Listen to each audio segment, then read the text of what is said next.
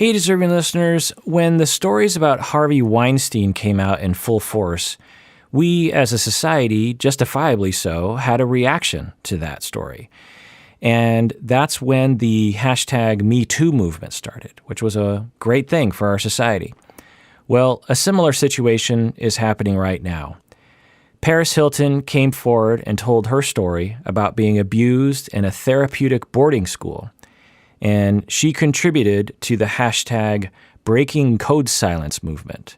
This refers to a tactic used in some of these programs called code silence, in which the children were forced to be silent as a punishment for opposing the program. Many came out before Paris Hilton came out with her story, but with Paris Hilton's platform, the movement is getting a lot of attention since she raised a lot of awareness for it with her documentary called This is Paris. And we should be paying a lot of attention to this.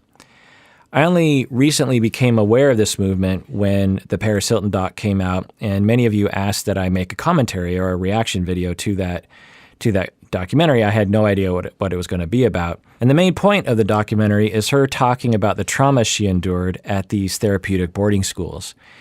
And in my reaction videos, I talked about my experience with these therapeutic boarding schools earlier on in my career. They're called various different names: therapeutic boarding schools, therapeutic treatment centers, wilderness therapy, boot camps, academies, specialty schools, therapy camps, rehabilitation schools, religious schools, behavior modification programs, troubled teen industry, and so on. After I posted my reaction videos to YouTube, I received a lot of emails from people who had similar experiences. I was even contacted by some of the women who were in the documentary with Paris Hilton. So I thought I would do a follow-up episode about this topic, this very important topic. This is the Psychology in Seattle podcast. I'm your host, Dr. Kirk Honda. I'm a licensed therapist and a professor. In this episode, I'm going to start with an interview with one of Paris's classmates. In the interview, she refers to TTI, and what she's referring to is the troubled teen industry. And after we listen to the interview, which is, 45 minutes long or something, I'm going to read some emails from some other survivors, and I'm going to read an email from a therapist who used to work in one of these programs and provide some commentary on those emails. Let's get to the interview with Kate Smith. So, Kate, what would you like to share with the listeners regarding your story? My goal is to bring awareness to professionals in the mental health community of the trauma that TTI survivors have. When a TTI survivor is looking for help, there's a lack of understanding. I've run into that when I've gone out and looked for help in a therapist or a psychiatrist or whatnot. Tried to explain my story and they don't know what I'm talking about. They've never heard of it. I've actually been told by 3 different therapists that they can't even take me because they aren't qualified. So you personally, as an adult, after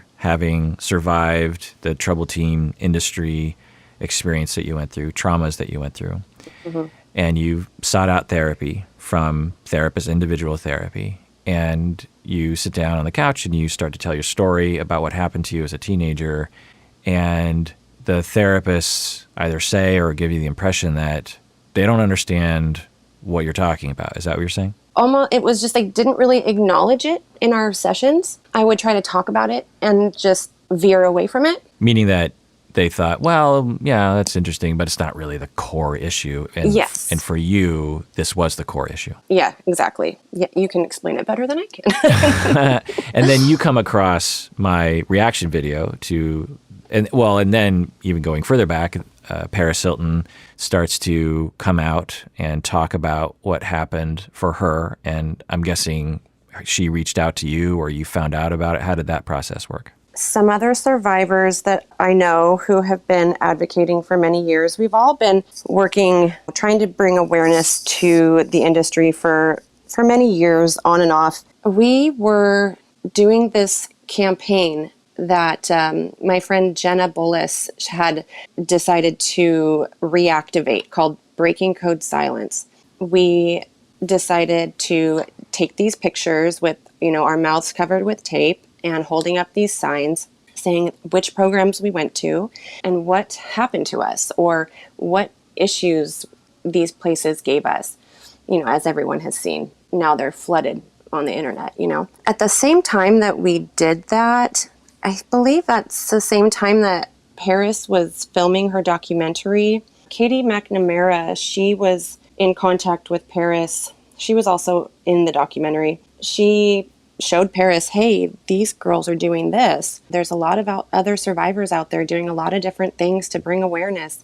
And she just happened to show her what we were doing. And Paris liked it. She thought it was cool. She thought it was a great idea. And so she wanted to do it too. In the film, I think that's what you see is Katie McNamara showing Paris, hey, this is what other survivors are doing. And that's how that came about. Then you watch my reaction video. Mm-hmm. Well, I thought, I wonder what this guy could do to bring awareness to the mental health industry. I know enough about these camps, and they're varied. The camps that I had worked, that I'd seen in operation with the clients that I worked with, ranged from a small little house in Texas with 5 kids and a pastor that runs it, ranging to large organizations in Utah that have dozens, if not, I don't know how many kids, but lots and lots of kids, just revolving door, like the Walmart of the troubled teen industry, or these homes, and lots of different types of behaviors, or lots of different reports as well. Some kids would come back and say, I kind of liked it. And other kids come back would say that they absolutely hated it and that they were traumatized by it. So what would you like for therapists to know? No matter what a child says when they come out, 10 years later, they're going to have some type of trauma stemming from it, because there is nothing out of these places that's actual therapy. If a child comes out of there saying, oh, yeah, it was pretty great, I would say that they're brainwashed and just give them a few years and they'll come out of their fog at some point and realize that they have some issues. They're traumatized at some point, because that's not therapy. And anyone can tell you that's not therapy, right? Attack therapy isn't good for you. Right. I'm not entirely sure what you're referring to when you say attack therapy, but I know what I've seen, which is that I would not call it therapy. Right. For one. And two, it's essentially behavior modification. They're trying to alter behavior, and their tactics include essentially punishment and scare tactics to shape behavior. So if a child talks back a lot, for example, they will say, okay, we want to stop that behavior, and what we're going to do is we're going to intimidate the child. We're going to threaten the child with putting them in the hole, like you saw in the documentary, with the Paris Hilton documentary. Mm-hmm. We will take away food. We'll take away their bed and blanket. We will ridicule them. We'll literally beat them. And this is all an attempt to shape behavior. Right. As I said in my reaction video, that'll work, but at what cost? Because eventually kids will give in, usually, because they're so terrified and so traumatized that they'll give in. But the cost is that you're traumatizing the child, and also the child learns that they can't really trust anybody. They can't trust their parents for having put them in this thing. They can't trust the individuals there. They can't trust clinicians, because a lot of times there are clinicians who are employed in these facilities. So those kinds of techniques are sometimes employed and were talked about in the Paris Hilton documentary. Is that what you're talking about when you're talking about attack therapy? Yeah, exactly. And for instance, where I went at Tranquility Bay in Jamaica, attack therapy was the only type of therapy that we had. A girl, she had an eating disorder, and she was going through a period of time where she wasn't eating. The therapist said, well, girls, what should we do? The group came up with, let's get some butcher paper and let's trace her naked body, or not naked, but just with her underwear on, make her fill it up with all the things that she hates about herself. And while everyone's screaming at her, all of her issues that we knew, your dad hates you and I mean, it's terrible. Yeah, I mean, there's Traumatizing. yeah. I mean, it's the direct opposite of therapy. It's interesting that they called it therapy because it's not resembling any sort of therapy technique that I've ever heard of. Well, It sounds like just flat out abuse. right. And that's why I feel like it's so hard for survivors to reach out and get help, because we were told that that was what therapy was. And so we're scared of it. It just makes me really sad, and I said this in the reaction video, that people, while they are being traumatized, which is awful, that's just a terrible thing, but it's this double tragedy that they're also basically compelled to avoid the very thing that they need to recover. Just while we're on the topic of this, is one, a lot of people do not understand the troubled teen industry and what it's actually like. It's a bit of a niche knowledge base that, as a family therapist, I ran into a lot because I worked with a lot of quote-unquote troubled teens. So in my early career, and just by happenstance, learned about these specialty schools just because parents were sending their kids to them, and that's the only way I learned about it. I never heard about this in graduate school. No supervisor of mine ever talked about it. It was just something that I just saw. My first experience, once I was picked up by the transporters who, came into my room in the middle of the night, and there was 3 of them, took me away. We drove from Snohomish, Washington to Utah in 24 hours. We went to Brightway Hospital first, where I was for, I think, 2 weeks before I ended up in Jamaica. While I was there was another girl, and she had taken the director's cell phone out of his office, and she called her boyfriend or something. She was actually from Utah. And she hid it in the bathroom, and she told me, hey, I took his phone and I hid it in the bathroom if you want to use it. And so I was like, sure. Because, you're not allowed to talk to your family or call anybody or anything, when you're there. So I went in the bathroom and I called my best friend's house. Anyway, she wasn't there. But, and I put the phone back in the hiding spot, and we got caught. Well, I never saw her again. But my punishment was that I got all my clothes taken away. And I had nothing but a hospital gown. Then I had to be then I was put in isolation. I don't know how long I was in there, a couple days. I think I was given like a peanut butter sandwich once a day while I was in there, and I was made to sit in stress positions. And then when I was let out, I was told when I was let out, I was let out and got my clothes back and everything would be fine. Like my punishment was over. But the director, he decided it was personal because it was his personal cell phone. So he came by and said, nope, you can let her out, but she doesn't get her clothes back. She has to write a 5,000-word essay now. She still has to stay in that hospital gown. So mind you, I'm in general population with other teenage boys as well. And I have nothing else on but a hospital gown. I'm in another, not the regular little classroom, but like another little room at a little desk with my hospital gown. I have to write this 5,000-word essay about what I did with this young male. He couldn't have been much older than like 18. He had to have been like a graduate himself, screaming at me in my face the whole time, telling me like I was a whore and a slut and this and that and all, that was like my first taste of what the next year of my life was going to be like. So they have an employee who is hired to scream at particular students, verbally abusive, aggressive things. Is that what you're saying?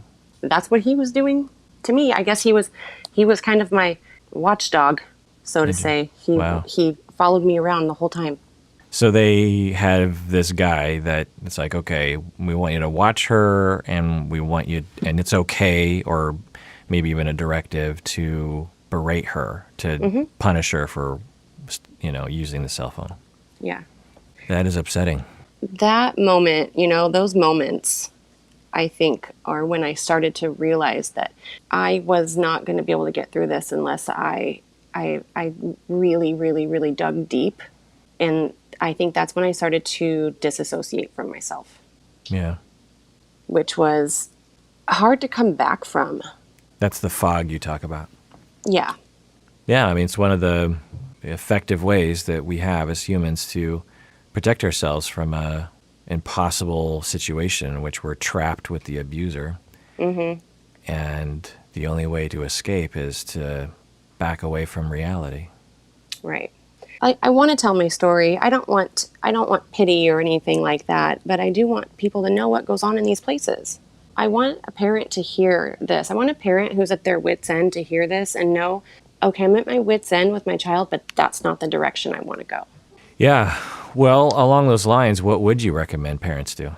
I would recommend that they do family therapy with a certified therapist, someone who is well-versed in trauma probably, because there's probably been trauma in the family that's gotten them to this point. Right. I believe that there's a lot of things that come from trauma in the first place that get kids in these situations of bad behavior. And I don't know, I'm not the therapist. You might disagree with me, but I think that there's like I said, I think there's a lot of things that come from trauma that kind of get kids in this bad behavior cycle to begin with. And then the parents don't know what to do.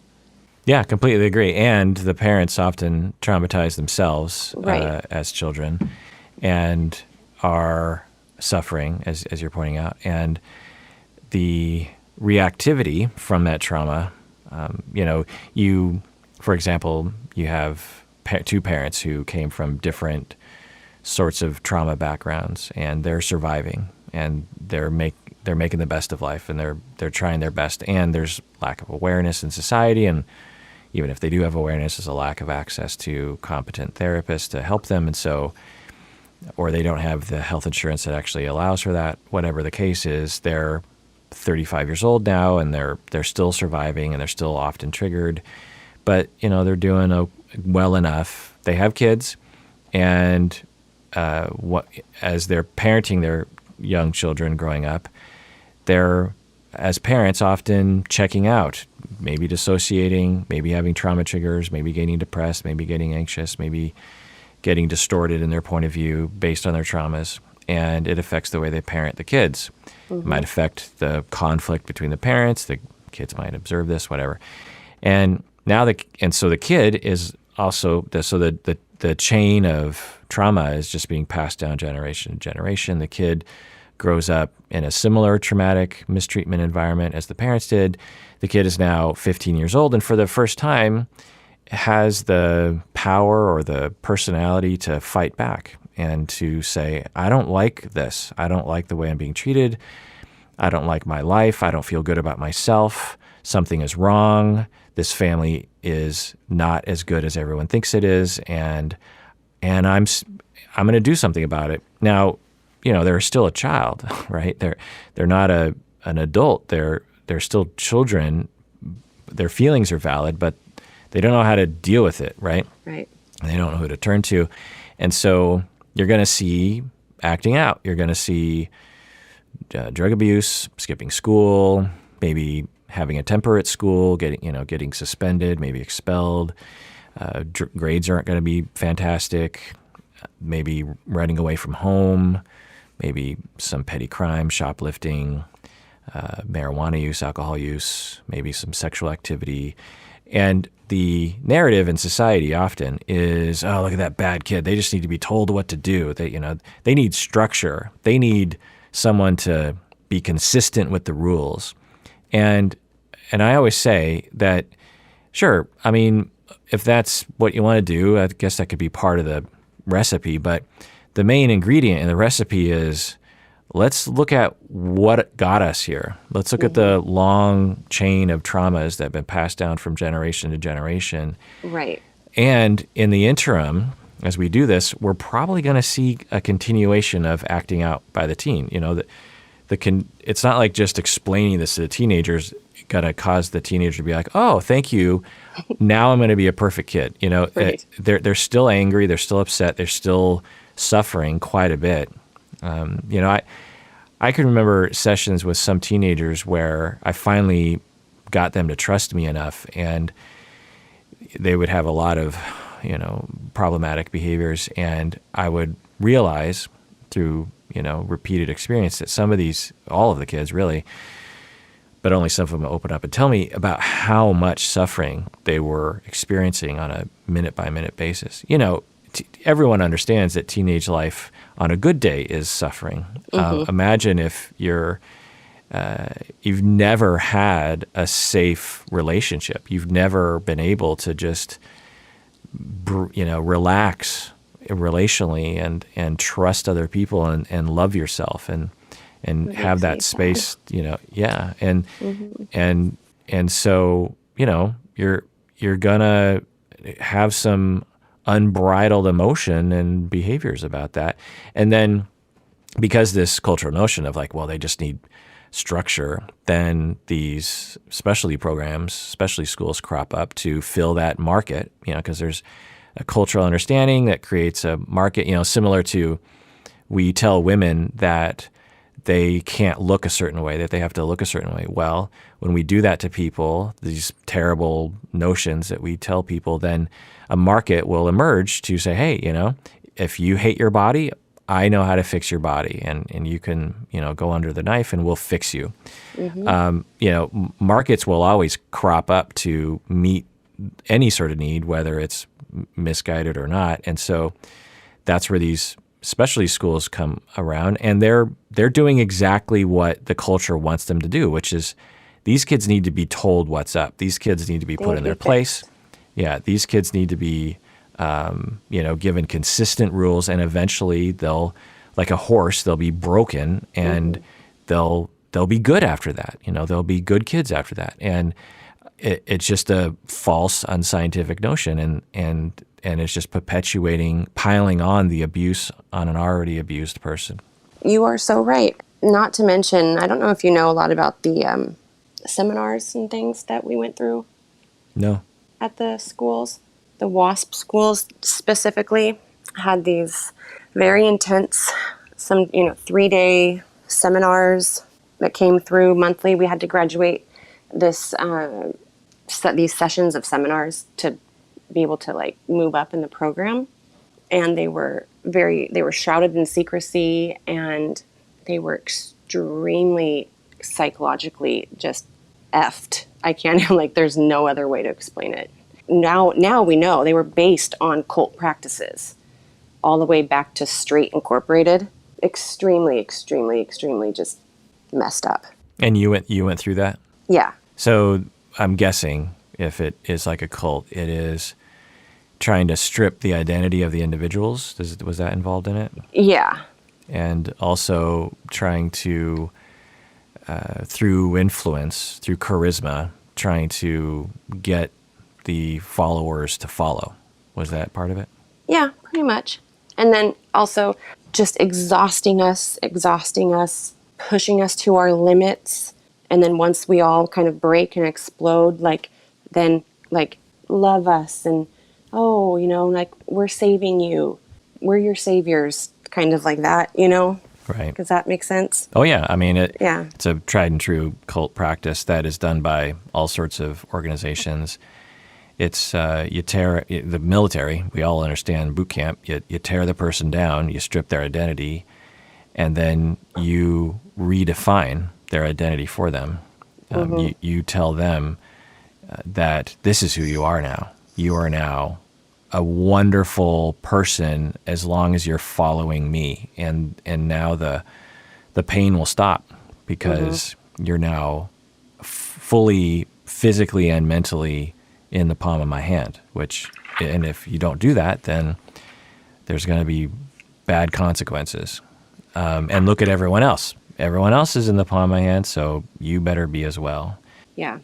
Those were some pretty messed up things, and you had to get through those seminars, or you couldn't advance. So if you got kicked out of one, there was hell to pay. And it wasn't called kicked out. It would be called, you chose out. You chose out. So then It was all put back on you. Yeah. So you could stand up and say, "Hi, my name is Kate," and the facilitator could just not like the way you said your name. She could say, there was one woman who was a facilitator. The rest were men. She might say, I don't think you said your name with enough confidence. You're done. It was just, there was no reasons ever. No good reasons ever. It was just whichever way the wind was blowing. Yeah. Well, I mean, that's how cults operate. There's sort of a weird effect when you have arbitrary punishment and disapproval that puts everyone on edge and puts everyone in this constant state of like, I better please this person. I have to really pay attention to how they feel about me. Otherwise, very, very bad things are going to happen to me. And you do that for a sustained amount of time. And eventually you just learn subconsciously it's better to not think for yourself. Because if you think for yourself, then bad things are going to happen. Yeah.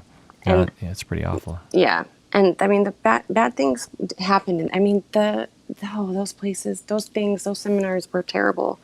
Terrible, terrible things.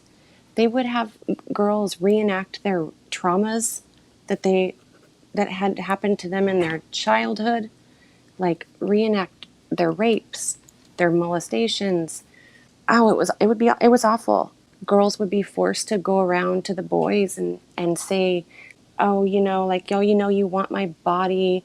I want to suck you off for drugs, like things like that. Like, because we were, they told all the girls we were all sluts and we all just wanted to use boys for, whatever they could give us. My God. Mm-hmm. Yeah, it was awful. It was, it's hardcore. All right, let's take a break. And when we get back, let's continue the conversation.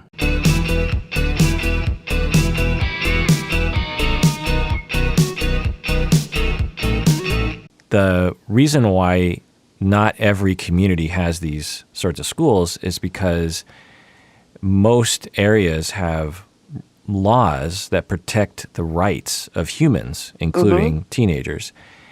But some areas do not. Utah, I don't know all the laws, but Utah must have relaxed laws about child rights because, So many of them. and it was eerie as I was watching the Paris documentary because early on, as I was reacting, I was like, oh, I wonder if she's talking about, these sorts of schools that I worked with back in the day. And I started talking about Utah and I always thought that Utah was just the closest state that had these sorts of schools. But then when I heard Paris Hilton being in New York was dragged to Utah as well, I was like, oh, maybe Utah is like one of the only places in the United States that has these kinds of relaxed laws. And then you have Mexico, and then you mentioned Samoa and Jamaica, right? Mm-hmm. So it's not like they want to have these schools in Jamaica and Samoa and Mexico.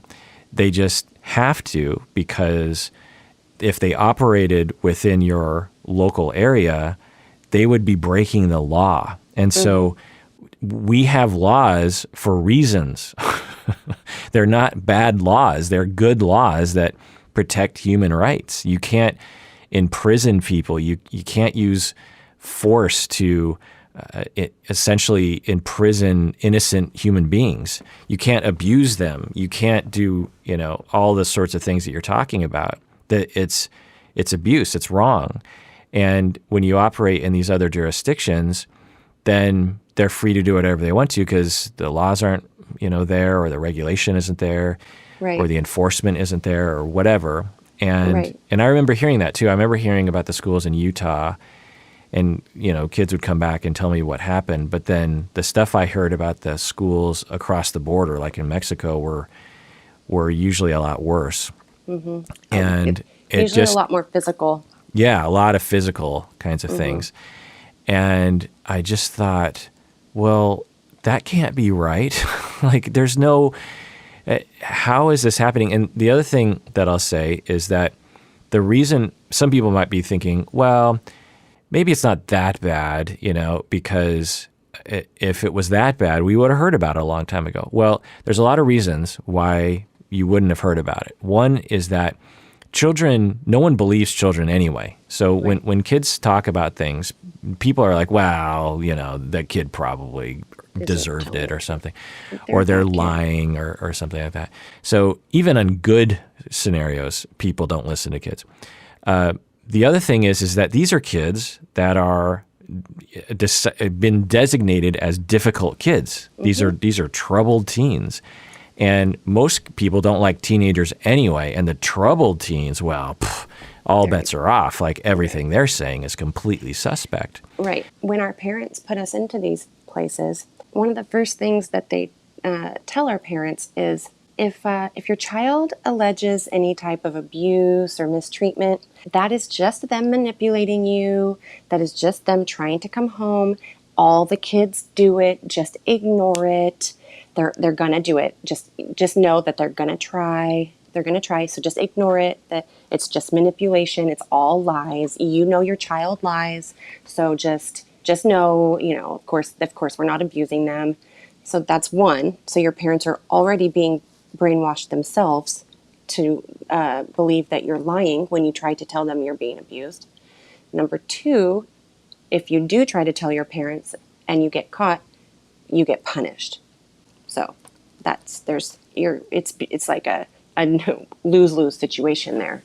And then by the time you're out, like the day you get out, you're so brainwashed by that point, you just keep your mouth shut until you finally start to come out of the fog, which is, years later. Right. And you're just so happy to be out, and you also don't want to go back. And so you know that, or you've been conditioned to believe that if you speak for yourself or even recognize who you are and your own feelings, then that leads to you being thrown in the hole with just a hospital gown.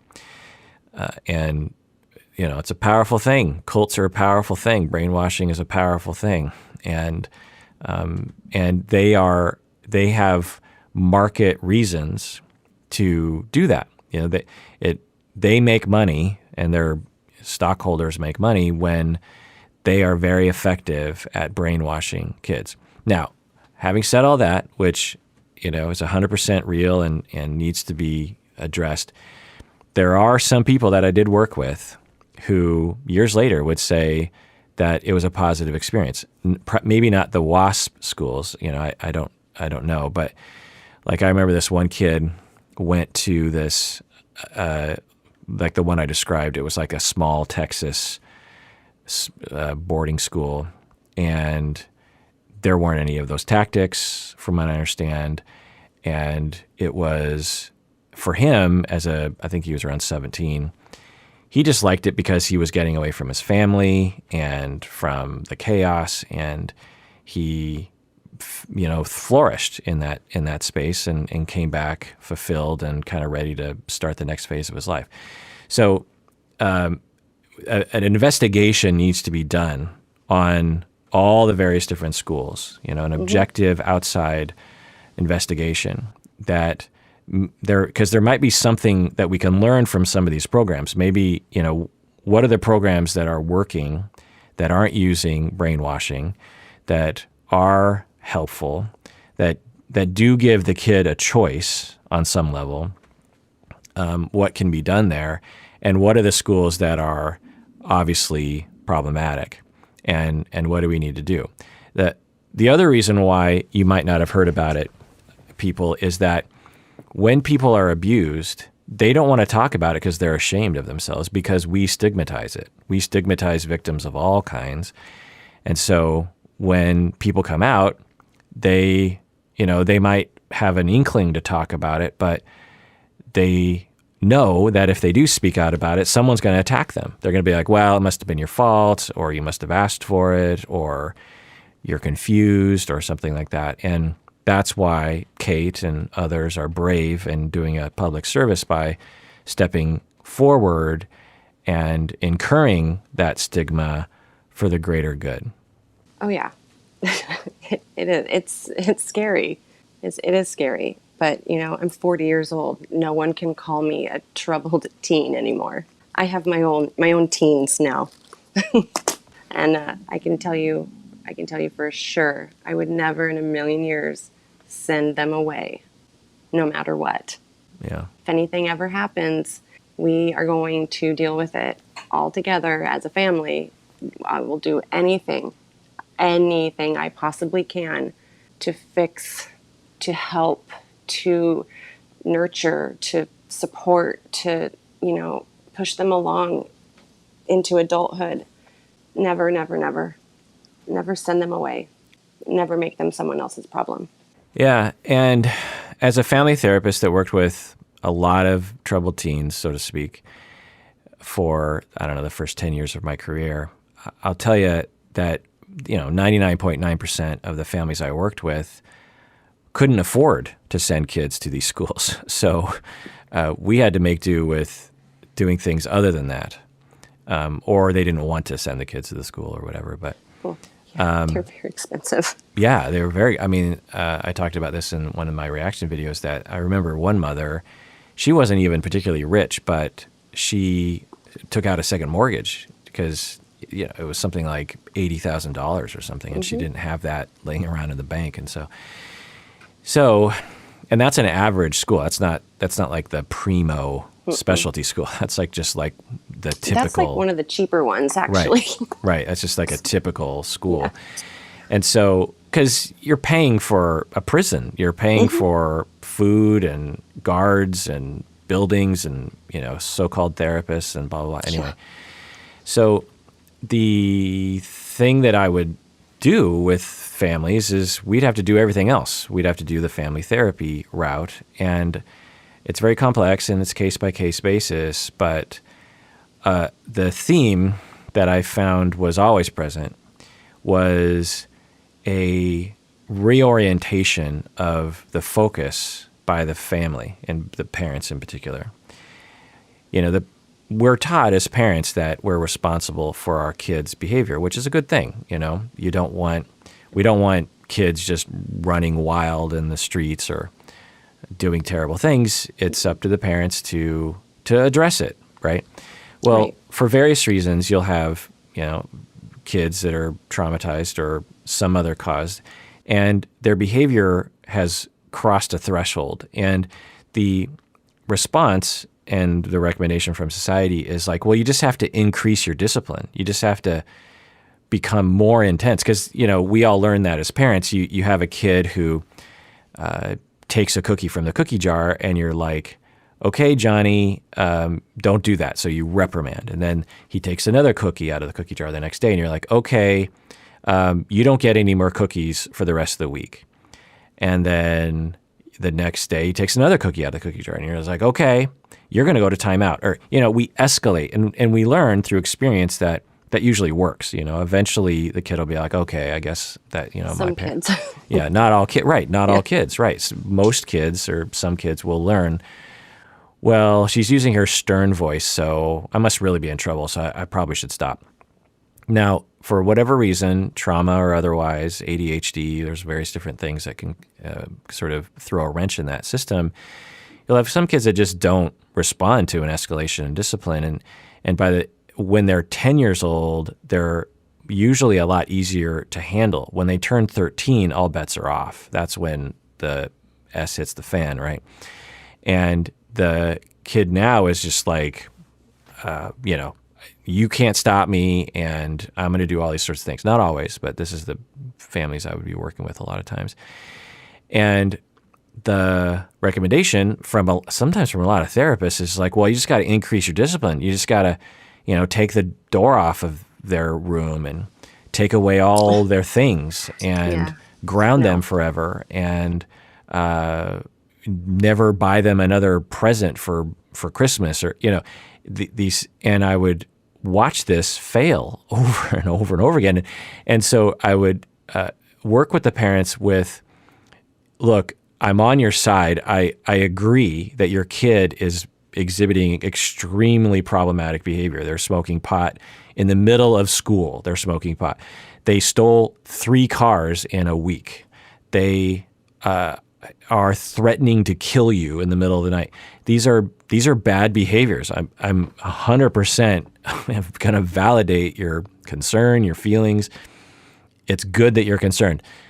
What do we do about it, though, is the question, because the key to all families and all child development is that the child believes that you love them, that the child believes and knows that they can trust you. When all bets are off, the child knows, well, I know my mom and dad love me.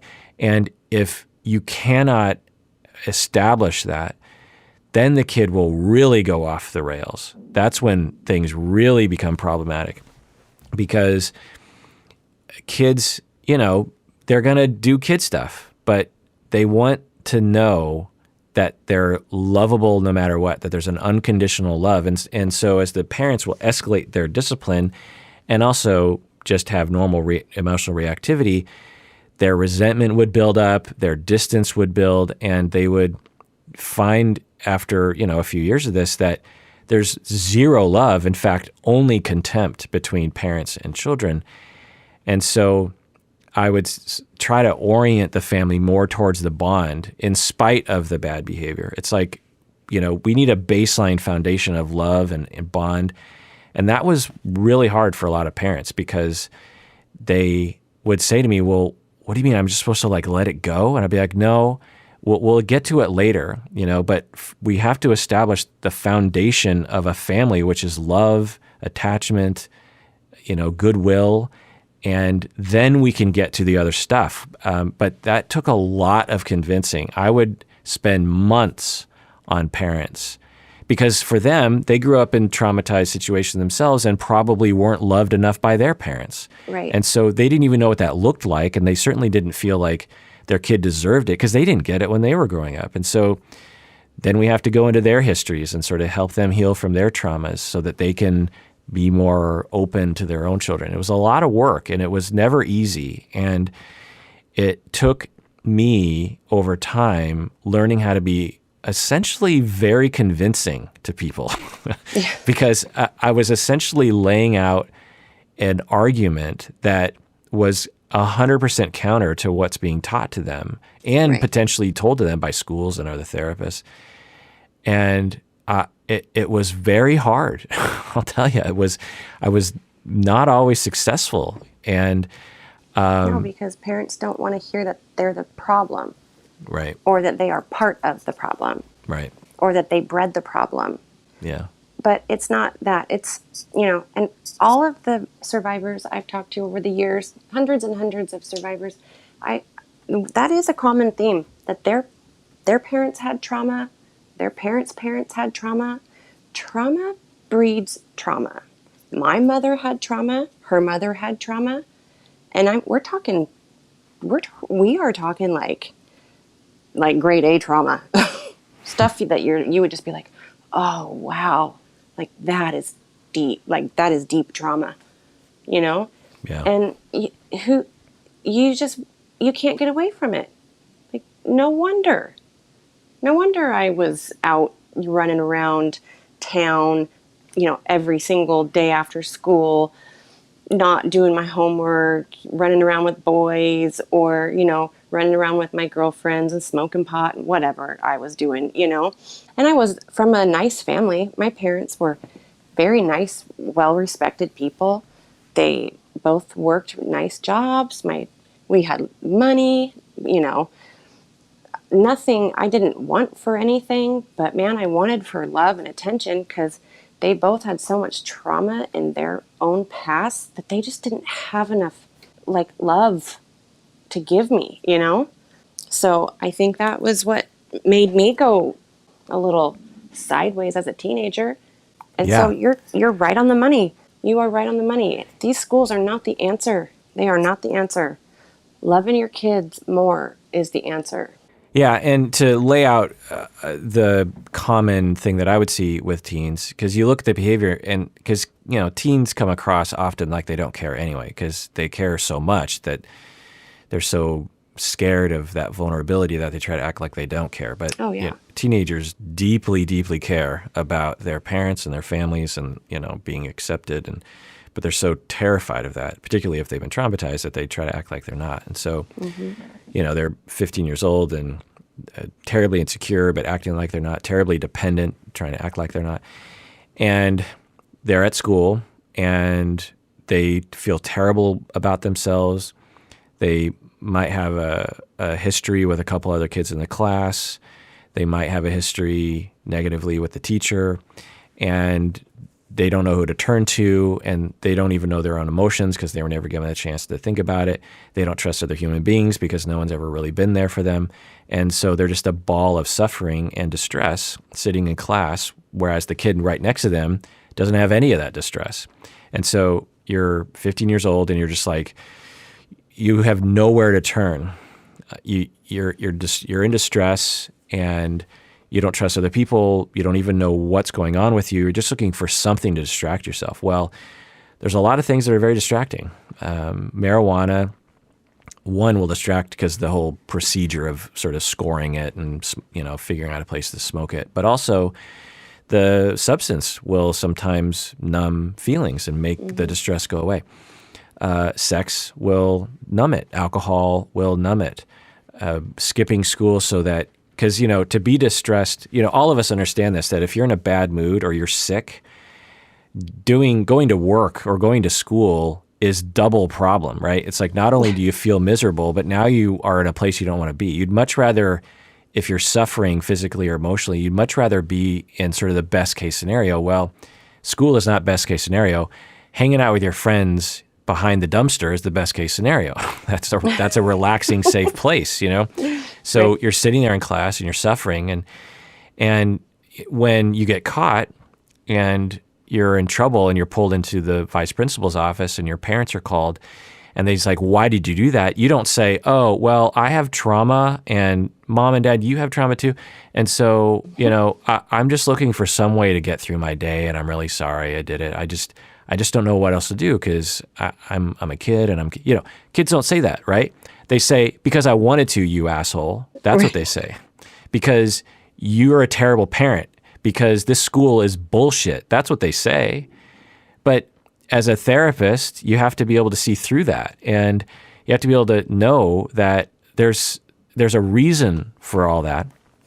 And when you get called into these families, you have to help everyone understand that. And that was a lot of my job, honestly, was I would say, I don't know, a good 5-10% of the work that I did with families was actually therapizing the schools. Was I would go to the schools and I'd be like, okay, so let me help you understand where that behavior is coming from. And they would appreciate it. They'd be like, oh, that makes a lot of sense, because it's so tempting to just say, this is a bad person. This child is a bad child. Oh. It's very tempting to do that.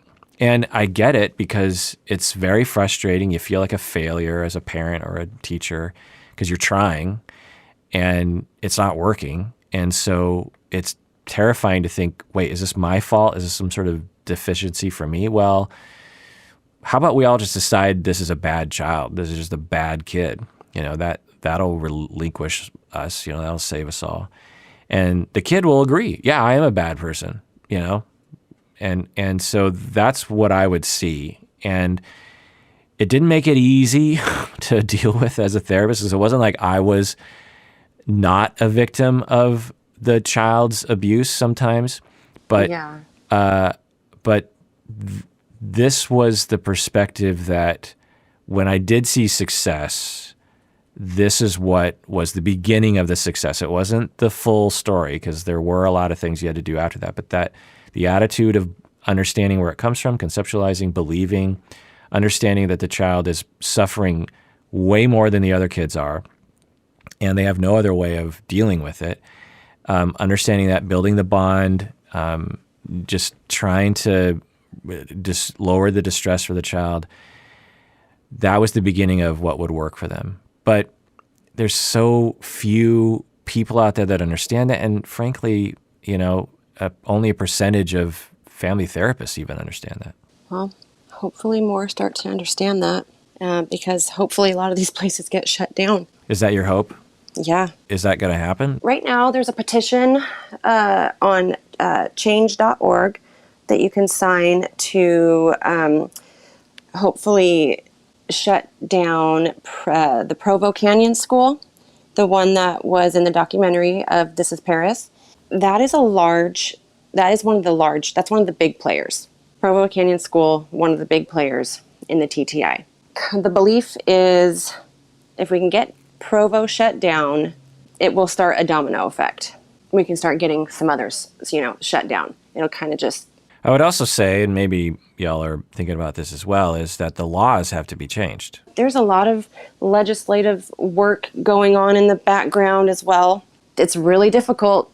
It's been, years and years, 20 years, survivors have been trying to get the laws changed. We get shut down quite a bit because it's a lot of good old boys playing the game as well. And well, money's involved, right? Yeah, and multi-billion-dollar industry. Right. But given the awareness that Paris Hilton is helping with, maybe y'all will get it done this time. I hope so. We've never had a platform this big to shout from, so hopefully we're in it for the long game. So, we're not going to give up. And this isn't about me. This isn't about Paris. This isn't about necessarily, all the survivors that are out there plugging away at all of our little projects. But, this is about the kids that are in the schools right now that are suffering and being abused. When I say that, I mean the petition to get the school shut down, because that's what's happening. There's children in the school right now being abused. Right. So yeah, go to change.org and sign that petition. Shut down the abusive Provo Canyon School. Currently, there's about 80,000 that have signed, and they want to get to 150,000 people. So shut down the abusive Provo Canyon School at change.org. All right, Kate. Well, thanks for coming on the podcast. Yes, thank you for having me. Thanks for doing your part to raise awareness for this. It's definitely something that I have been thinking about for a long time. This documentary and you have, increased my awareness, because up until watching the documentary and talking to you, I just had my own anecdotes, my own experience with the kids and the families, which was limited. And I thought, well, maybe I just had a bad sort of batch there. But to hear all the stories, you're just like, whoa, I was just seeing the tip of the iceberg with the kids that I was working with. And we definitely need to change this. It's on its face unethical to treat any human being this way. And it's obvious. And right. As an addition, and that I would hope that people hear, is we don't want to take away a tool without providing a good tool, which is competent wraparound services with a competent family therapist. Right. I wanted to say that it's not just parents sending their kids to these facilities. Washington State actually sends foster youth and at-risk youth out of state to unlicensed facilities under IEPs, juvenile justice alternatives, and foster care, all paid for by taxpayers. Wow. Mm-hmm. Well, thanks for coming on the podcast, Kate. Let's take a break, and when we get back, I'm going to read some emails from listeners.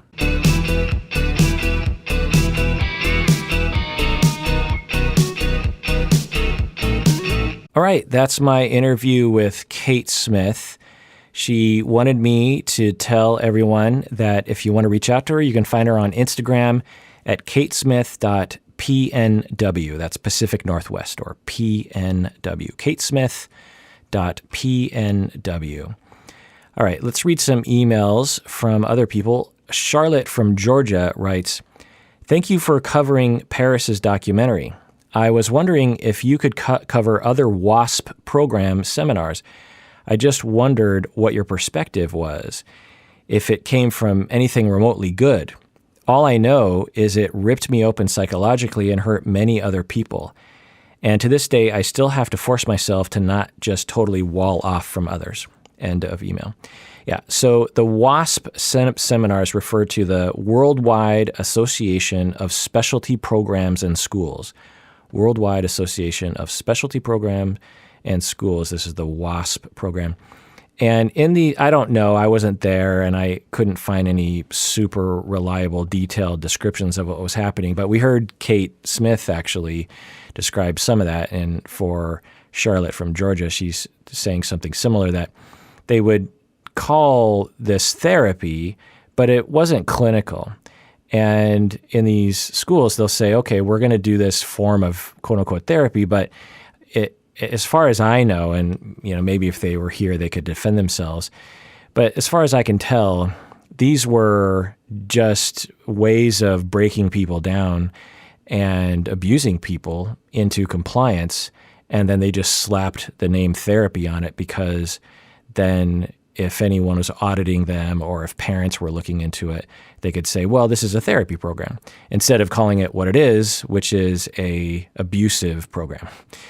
I don't know. I'd have to see the research. I'd have to see it actually in action. But from what I can tell, what they would do is they had a pretty, they had, it's interesting because in a certain way, these programs were allowed to do whatever they wanted to for decades. And they were developing this way of controlling people's behavior that was away from what I can tell, eyes of the academic community or the therapeutic community. And I think they were discovering some very interesting things. It's sort of like how the Nazis were experimenting on their prisoners in a very unethical way. And we actually learned a lot from that. There's actually research from that we learned from in this extremely unethical research. And because, if you want to research, okay, how do you control people's minds? You can't really do that ethically, right? So these programs have been essentially learning how to do that away from any kind of scrutiny. And from what I can tell, they developed, and this is only based on limited information, they developed essentially a program of cult brainwashing of people, a way of breaking people down in their identities. Kate actually talked a little bit about that as well. And now Charlotte is talking about it as well, how she's saying it ripped me open psychologically. And to this day, she has to force herself to not totally wall off from others. And, this is very concerning, right? That we have these programs that could be using some of these tactics. Now, I suspect that many of these programs are not using these tactics, or are using good tactics, if we will. But the fact is from what I understand, we don't have enough eyes on the situation, right? Because there's not enough awareness about what's going on over there. Anyway, let's read another email here from Elizabeth, and she was Elizabeth Martin in the film. This is another one of the women from the Paris Hilton documentary.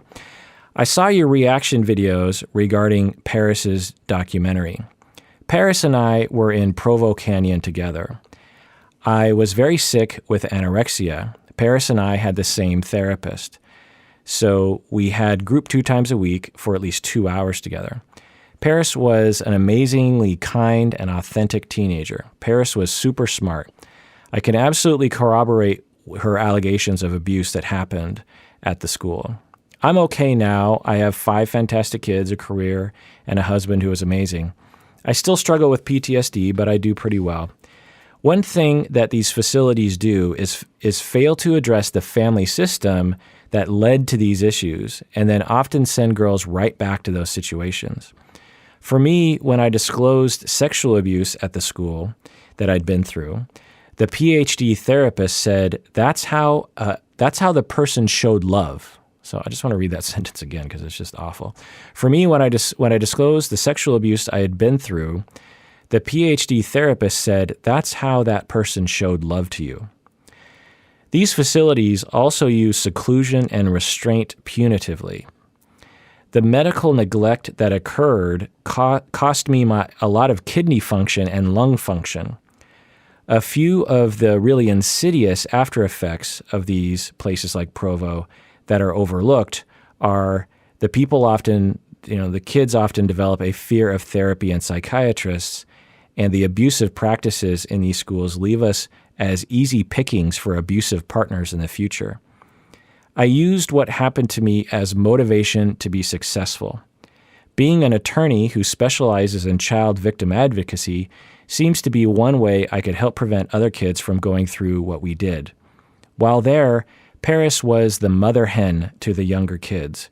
She truly is a great person.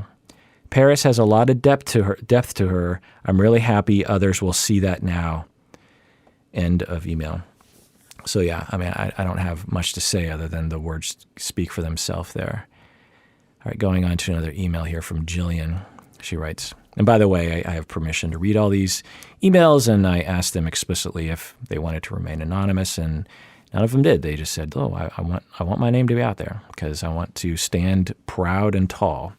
Jillian says, "Hi, Dr. Kirk. I was watching your recent podcast on the Paris Hilton documentary where you talked about wilderness therapy in boarding schools.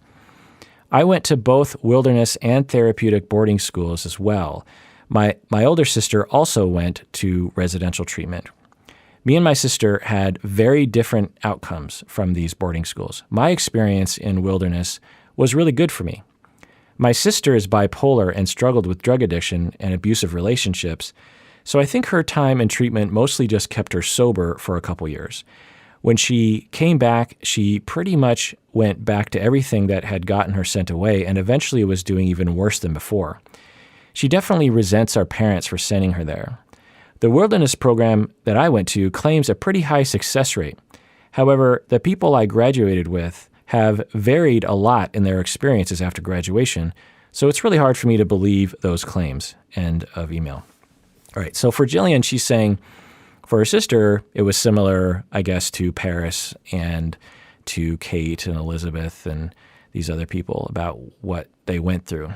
But for Jillian, she's like, well, I went to one of these things, and it was pretty good for me. I really enjoyed it. It was an opportunity for me to get some therapy or out into the wilderness, meet new people, change some perspectives, whatever. And yeah, I think that's important. That's an important part of this, is that it's really program dependent. And in the reaction videos that I made, I talked about how I had a supervisee who actually did this sort of work. I had a student, someone that I knew pretty well. He did this prior to becoming a therapist. In fact, I think he might have even became a therapist because he wanted to be a clinician at this wilderness school that he was in charge of, actually.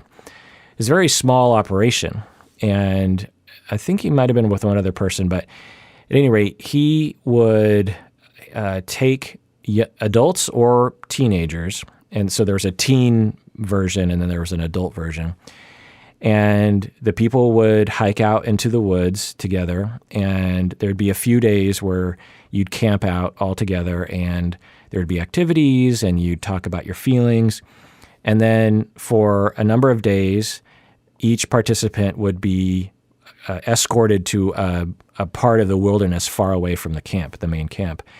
And the individuals were expected to stay in that place by themselves without anyone else, with no tent and no food, only water. And for several days, they just sat there and thought, or played with the fish or the frogs or whatever they did, for a number. For the teen version, it was something like for a few days, and for the adult version, I think it was like for a full week or something. And it was voluntary, so the kids weren't forced into it, and obviously the adults weren't forced into it. And then you brought the kids back in, or you brought the adults back in, and then you had sort of a wrap-up set of days where there'd be more talks about your feelings and about what you experienced and bonding, and then you'd go home. And from my supervisee's perspective, it was a wonderful thing. And the way he described it, it sounded really great. So these types of programs are extremely varied. You have that situation where the kids sign up for it. They actually say, oh my God, that sounds amazing, to get away from all the screens and the gadgets. And, my friend went through it and it sounded amazing. So, and I like the outdoors, and, Mom, Dad, sign me up. I want to go. So you have those kinds of schools or programs or whatever we want to call it. And then we have the sort that are presented in the Paris Hilton documentary, where it's essentially a prison that sends kids into jails to be abused. And I don't use those terms lightly. The kids are under lock and key. They are forced to take medications. They're forced to be in isolation. They are physically abused. And in the United States, these exist and abroad. So you have schools in Mexico and Jamaica, apparently. I didn't know about that one. In Guam, I hadn't heard about that one until Kate talked about it. So there's a wide variety. And that's part of the problem, is that to just blanketly say all these programs need to be shut down is ignorant of that variability.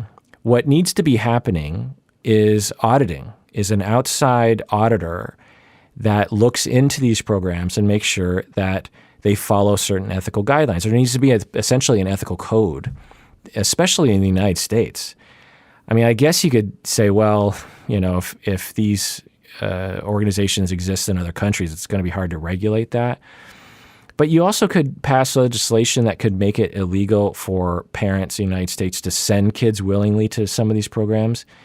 I mean, as I was saying when I was talking with Kate, we have laws about child welfare for a reason. And these programs arguably are, violently breaking these laws. So anyway, for Jillian, she's like, I had a great time and my sister had a terrible time.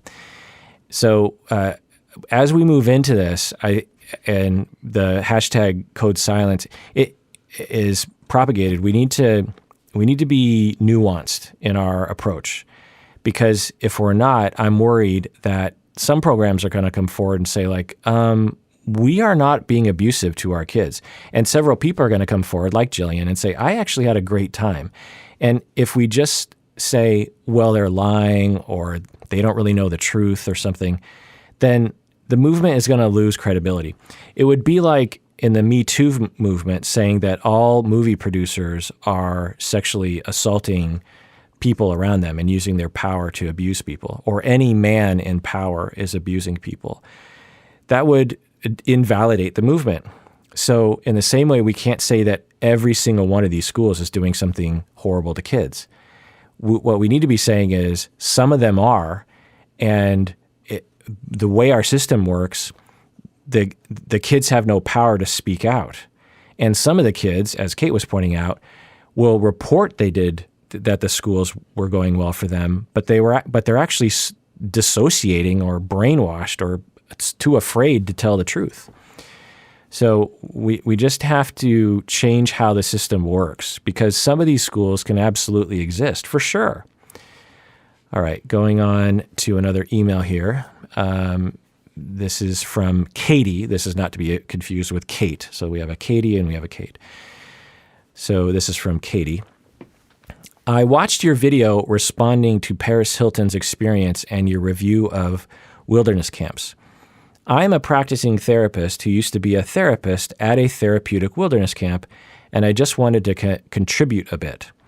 While I agree that it is an extremely traumatic experience to be gooned, as the kids call it, chiming in here, the gooned meaning, goons actually grab the kids. It's interesting because I never heard of the term to be gooned, but that's the way I used to refer to it. I used to say like, oh, so you're hiring two goons to come grab your kid. So the email. While I agree that it is an extremely traumatic experience to be gooned, as the kids call it, for most of the families we worked with, it was a very last resort for the parents. You recommended a good family therapist as a solution, but most parents couldn't even fathom having their teens cooperate with family therapy. The kids' behavior were usually too far gone. While I agree that trust and respect can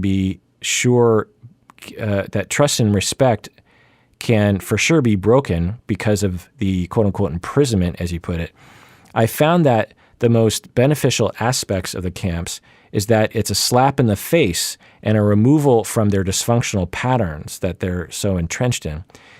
It's a chance to slow life down and realize that their patterns weren't working.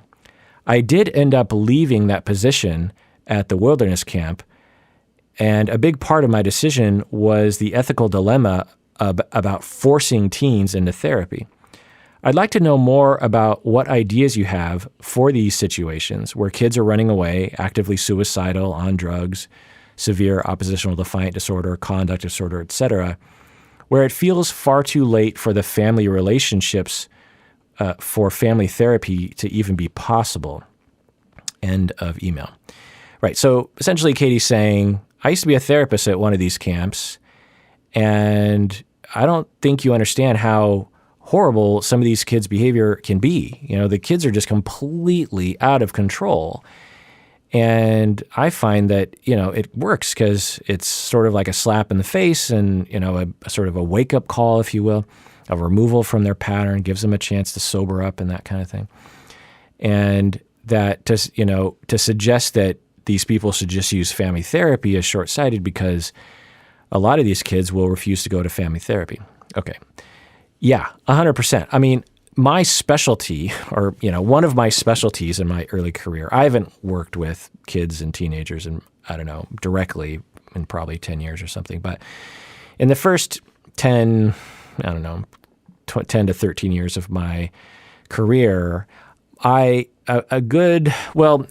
the first 5 years, I would say, first 7 years, let's just put it that way. I don't know why I'm being so micro about this, but so let's say the first 7 years, about half my clients were these troubled teens. So think about that, like 40 hours a week, and 20 of those hours, week in, week out, was spent working with families that had teenagers like this. So it was very much a part of my life. And a lot of people referred these people to me because, one, I became known for treating them, and two, because I was a young man myself. I was in my late 20s, and I looked really young, and a lot of teenagers felt like they could relate to me or something, and a lot of parents thought because a big concern for a lot of parents is, well, we don't want some old fuddy-duddy therapist because our teenage client isn't going to bond with them. What we want is a young therapist. And a lot of these clients were boys. So there aren't a lot of male therapists. So anyway, I got a lot of these clients. And a lot of them are Asian Americans too, by the way, because I'm Asian American. And a lot of them were adopted because there's a lot of adopted Asian American teenagers who are having issues with their behavior. But anyway, so yeah, absolutely. I would see just completely out of control behavior and aggressive, hostile behavior towards me. So it wasn't like I didn't experience the problems. I mean, believe me, I was ground zero, and I did in-home therapy too. So most of these clients I'm talking about, I went to the home, and I would go to court with them. I would visit them in detention, you know, because a lot of these kids would have at-risk youth petitions or CHINS petitions. I won't go into details on that, but they would be put in detention for a couple weeks, and I would actually go into the prison, essentially. I don't know the technical term for it, but I would go in there and I would visit these kids, and there were various different of these lockdown prisons for kids. There was the main one, which is on Capitol Hill, and there were other smaller ones. But anyway, I was intimate with the probation officers and the social workers and the parents and the judges and the lawyers. Like, you know, this was my bread and butter for a long time. And yeah, it's very, very difficult. And to just send a family therapist in there, if that's how I came across, that's definitely not what my message here is. What I want to say is just a little bit more detailed, which is that, and as I was talking to Kate, I think you heard me talk about it, is that you need a family therapist that really knows what they're doing when it comes to these kinds of teenagers. And they're out there. There are a lot of family therapists, some of whom are colleagues of mine or supervisees of mine, friends of mine who are very, very good at this kind of work, because it really takes a particular kind of family therapist to deal with this situation. You have to be a very charismatic therapist, in my view. The family therapists that I refer people to are very extroverted, and they don't sit back in the chair and listen all the time. Like, you got to lean in, you got to be with the families, you got to get involved. And it can get pretty chaotic sometimes. And you have to be interesting to the family, because if you're boring, then the sessions just become kind of like venting sessions, and good family therapy for situations like this. You've got to get really involved, and you've got to have a ton of compassion. But you also have to be a strong, assertive therapist, because if you don't, you're just going to walk all over. Now, I'm talking about the family therapist that I know. There's probably other kinds of approaches, but this is what I found to really work.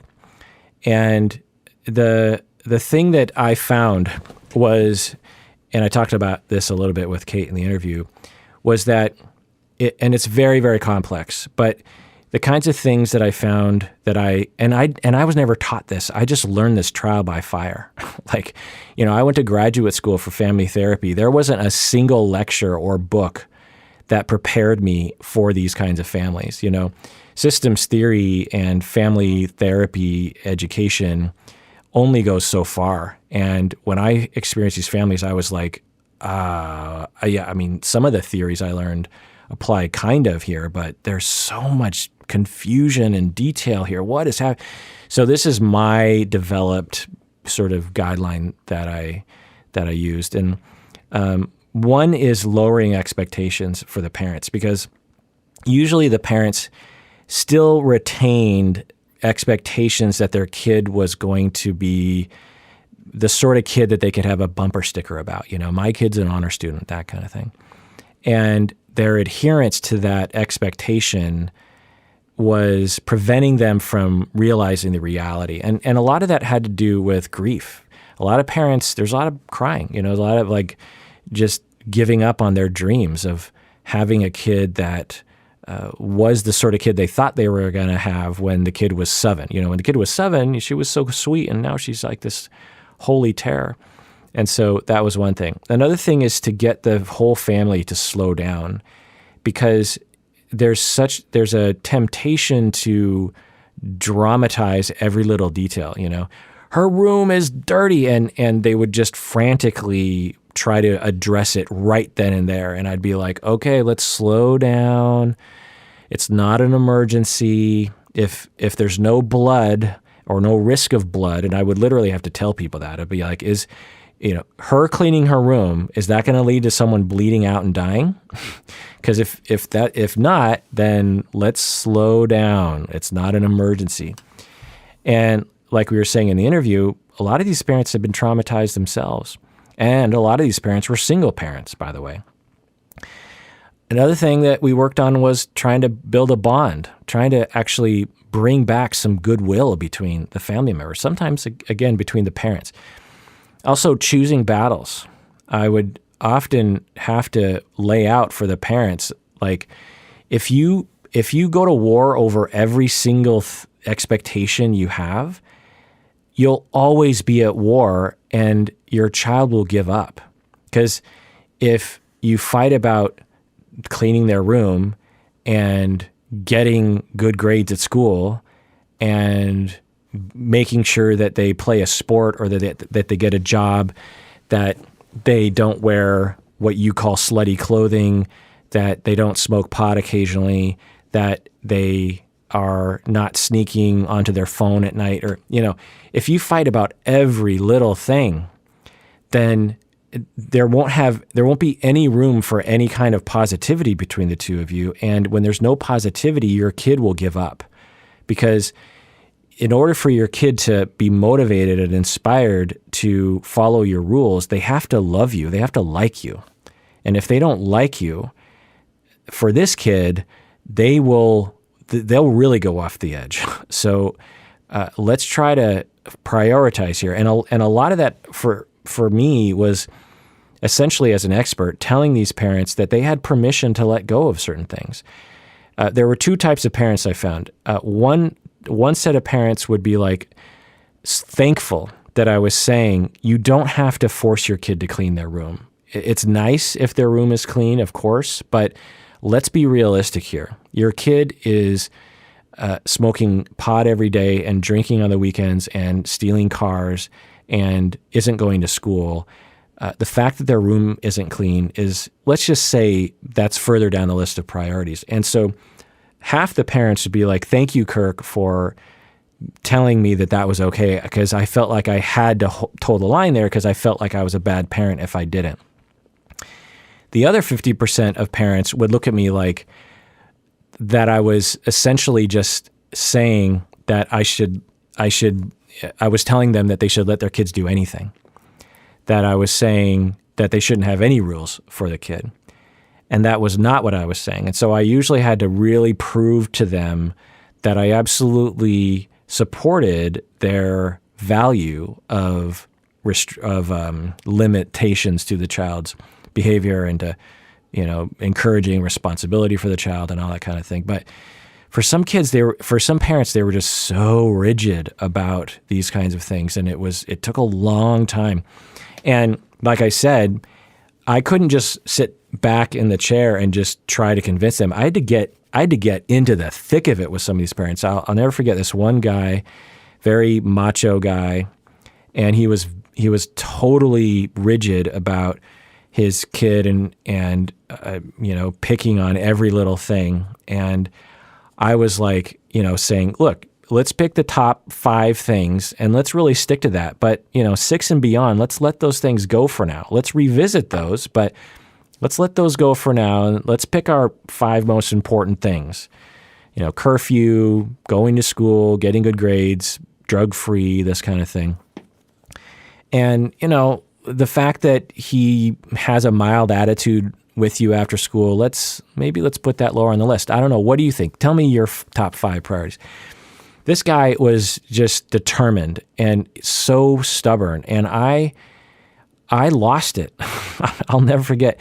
This is, again, in-home therapy, and I was actually at his place of work. This is a long time ago, but he was a construction worker, and I believe he was like a foreman or a contractor or some kind of boss man. And so I was in his sort of boss office, and I remember he was sitting behind his desk. I could have some of these details wrong, but I do remember this part of it, is that I just started yelling at him. And I remember thinking, you know what?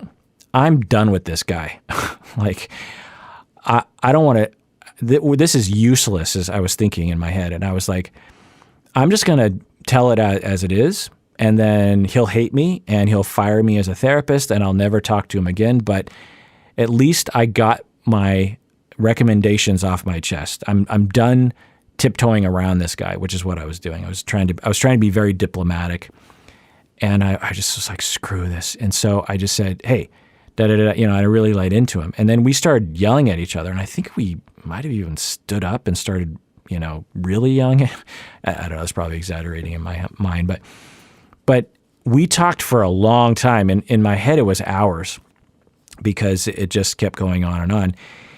And I started noticing that, wait, he hasn't kicked me out yet. We're still talking. And then at the end of the session, I said, I just wrapped it up, and I thought, well, I let him have it, and I'm sure I'm never going to talk to him again. And we were close enough to each other, and then we just hugged. And I remember thinking, why are we hugging right now? This is weird. And then he hired me as a therapist ongoing, and I worked with him for years after that.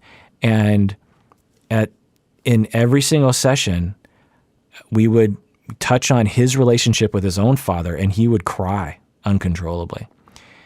And as he was crying, sometimes in front of his son, by the way, he would look at me and he says, Kirk, every time you do this to me, and I'm getting a little teary just thinking about it. Every time, Kirk, you get to that soft spot, and, you bring this out in me. And it was one of the most beautiful relationships I've ever had with a client. And the point is that I couldn't just lean back. That's why I said it takes a very special kind of therapist, family therapist. Now, I'm not saying I'm special. I'm saying that there's a class of family therapists, maybe most family therapists, that can do this kind of work where you have a good approach, you can remain differentiated, you can remain professional, but you're very much leaning in, and you're not just always asking people how they feel about things. Other things is to, as a family therapist, is to help everyone recover from their trauma, whether that's in family therapy or individual therapy. Other things is having family sessions where the parents express their vulnerability. Like I was saying with that one guy, he would cry in front of his son. And this was a huge deal to the family as a whole. The son, his acting out decreased significantly as he saw his father crying in front of me. Now, that's not the only thing that needs to happen, but it definitely can, depending on what the problem is in the family, it can definitely help. I mean, at the very least, it helps the kid go, oh, I guess my parents are suffering. I thought they were just out to get me, but I guess they're suffering a lot. And it helps. And then you can bond and heal. And, so having parents be vulnerable and getting to their vulnerability is an important part of it, and often that has to do with trauma recovery as well. Helping the child feel heard. A lot of these kids are walking around without anyone ever really listening to them. And when no one listens to you, you'll act out. Also, helping the child with decision making. I did this a lot with teenagers. I'd be like, okay, so let's review your decision last weekend to run away from home for 2 days. And the kid would say, I didn't run away from home. And I'd be like, well, what do you call not coming home for 72 hours? It's like, that's called running away, or at least, I don't know what you're going to call it. You didn't come home for 72 hours. And I say, let's talk about the decision making there. What was going on in your mind leading up to that? And we'd break it down. And I'd be like, well, I was getting sick and tired of my parents telling me what to do, and I just wanted freedom. And I was like, okay, what'd you do with your freedom? Well, I don't know, just played video games with my friends. I'm like, okay, so you got to play video games with your friends, and that's great. And that's on the plus side of the column. It's in the pros column. Now let's look at the cons of what you did. Now your parents are going to the police, they're going to the courts, and there's a chance that you could end up in detention from an at-risk youth petition because your parents are moving ahead with that now because they feel it's their responsibility to take action because you ran away from home, and if they don't do something about that, then they're being irresponsible, unloving parents to just let kids, 13-year-olds just disappear from the face of the planet. Like, not very many parents are going to say that they should just sit idly by with that. So is there a different way that you could have got what you wanted? You'd be like, well, I was grounded. I was like, okay, well, could you have withstood the grounding for a week and then hung out with your friends during the day and then got home before curfew? Could that have worked differently? Because you're shooting yourself in the foot. Now, for some kids, this was not really the issue, but for some kids, it was literally this. Some kids just have no mentoring, essentially. They just have no one there to be like, hey, let's walk ourselves through this. When I was a teenager, I had a rebellious sort of side to me, and I won't go into the stories, but let's say police were involved at times, and I had people there that actually helped me to problem solve. I had my parents, I had coaches. I played sports. My football coaches were very dear to me. I had other people, and I would listen to them.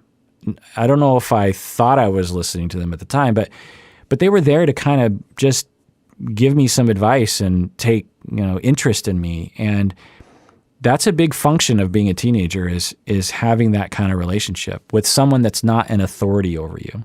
Someone that you don't mind hanging out with, who isn't technically in control of your life, who can sort of objectively comment on what you're doing with yourself. Because this notion that like 14-year-olds have good decision making is just absurd, right?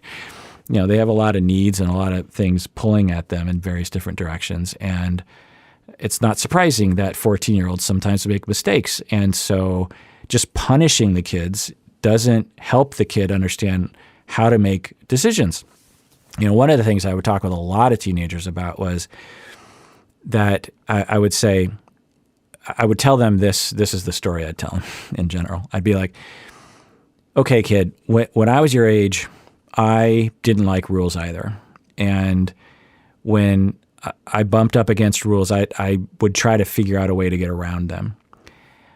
But I don't know what happened, but at some point in my teenage life, I figured out that if I just told my parents what they needed to hear and being honest to them, I thought maybe that would work. And so I sat my parents down one night, and I actually did do this, and I told them that they didn't have to worry about me because I had a good value system.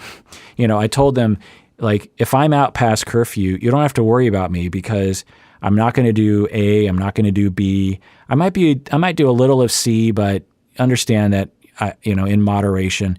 And I just kind of laid it all out.